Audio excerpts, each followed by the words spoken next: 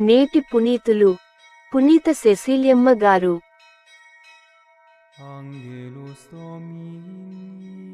నేను ఆ గ్రంథమును గ్రహించి ఉందని.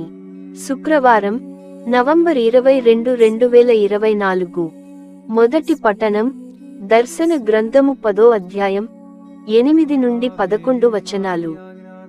దేవలోకము నుండి నేను పూర్వము వినియున్న స్వరము నాలో మరల ఇట్లు పలికెను. సముద్రము మీదను భూమిమీదను నిలిచియున్న దేవదూత హస్తము నుండి తెరచియున్న గ్రంథమును తీసుకొనుము, పొమ్ము అనెను. నేను ఆ దేవదూతను సమీపించి ఆ చిన్న గ్రంథమును ఇమ్మని అంచితిని.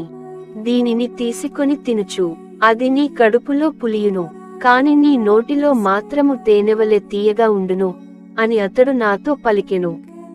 నేను అతని చేతి నుండి ఆ చిన్న గ్రంథమును గ్రహించి తింటిని. అది నా నోటిలో తేనెవలె ఉండెను, కాని తినిన తర్వాత అది నా కడుపులో పులిసిపోయెను. అప్పుడు ప్రజలను, జాతులను, భాషలను, రాజులను గూర్చిన దేవుని సందేశమును మరల నీవు పలుకవలెను అని నాకు చెప్పబడెను.